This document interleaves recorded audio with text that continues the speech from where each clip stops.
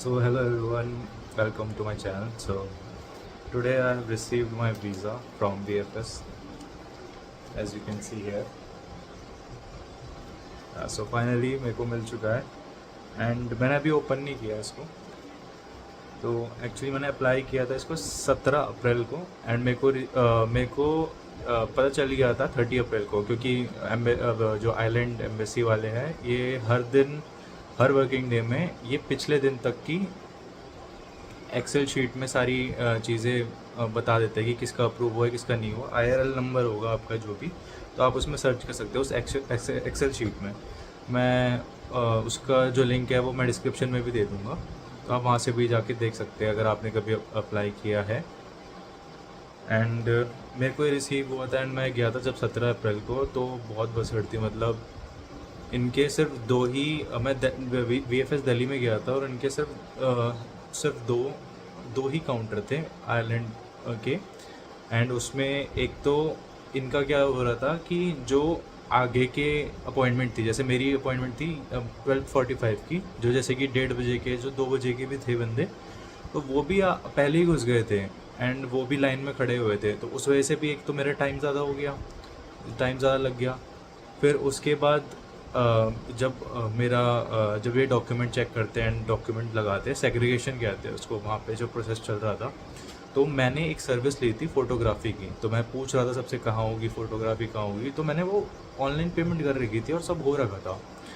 And then मुझे पता चलता है कि आपको दोबारा पेमेंट करनी पड़ेगी वहाँ पे फ़ोटोग्राफी के लिए. एंड मेरे जो एप्लीकेशन थी उसमें फ़ोटोग्राफी की जगह फ़ोटो कॉपी लिखा आ रहा था, क्योंकि कुछ इशू था इनकी वेबसाइट पे. तो मैंने वहाँ पे कंफर्म किया, उन्होंने बोला आपको ये रिफ़ंड मिल जाएगा, आप दोबारा पेमेंट करके खिंचवा लीजिए. तो जैसे ही मेरा नंबर आने वाला था तब मेरे को पता चला था कि मेरे को फ़ोटोग्राफी खिंचवानी है सेग्रीगेशन के समय.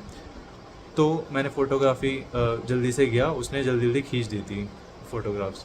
तो मेरी 2 फ़ोटोग्राफ्स लगी थी उसमें. देन उन्होंने सेग्रीगेशन करने के बाद मेरे को एक टोकन नंबर दे दिया था. देन हमें अंदर जाना था जहाँ पे हमारा बायोमेट्रिक्स होते हैं एंड वो चेक एंड वेरीफाई करते हैं. तो वहाँ पे भी तो टाइम बहुत लग रहा था कि 2 काउंटर थे और दोनों जगह यही हुआ कि 2 काउंटर थे लेकिन एक ही बंदा बैठा था. लेकिन जैसे ही दूसरा बंदा आया तो जल्दी काम हो रहा था. बट ये था कि टाइम मेरे को काफ़ी लग गया. मैं 12:30 कह रहा हूँ, मैं 12 बजे का पहुँचा हुआ था. अब मैं इसलिए गया था जल्दी कि क्या पता कोई मतलब कि कोई कुछ और प्रोसेस में टाइम ना लग जाए. तो जैसे ही मैं गया एंड पहुँचा 12:45 पे, तो मेरे को जो टोकन मिलने में ही मेरे को 2 बज गए थे, 1:30 2. एंड देन मैं निकला हूँ 5 साढ़े 5 बजे निकला हूँ VFS ग्लोबल से. एंड मतलब वेबसाइट थी इनकी जिसमें ये एड्रेस ऐड करते हैं एप्लीकेंट का ताकि उनके घर में डिलीवर हो जाए. तो उनकी वेबसाइट उस समय डाउन हो गई वो वाली और उसमें वो एंट्री नहीं कर पा पाए. देन उन्होंने मैनुअली एंट्री किया.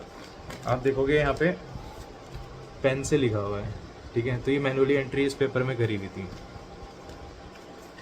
एंड फिर अभी क्या हुआ, अभी जैसे 30 अप्रैल को मेरे पता चल गया था कि हाँ भाई अप्रूव हो गया, क्योंकि 29 अप्रैल को ही हो गया था, क्योंकि मेरे को पता 30 को चला था, क्योंकि इनका जो एक्सेल शीट निकालते हैं, ये जो डेटा निकालते हैं वो पिछले दिन तक का निकालते हैं.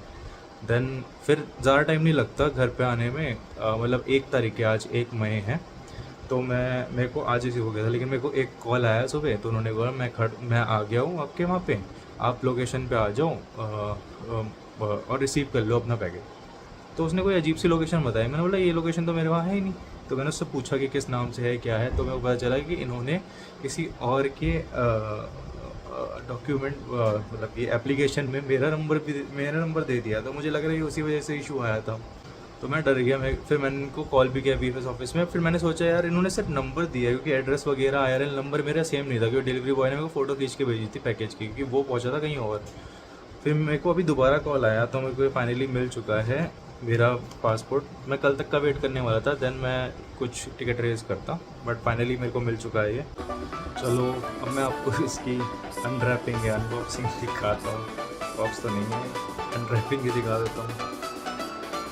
So let's go.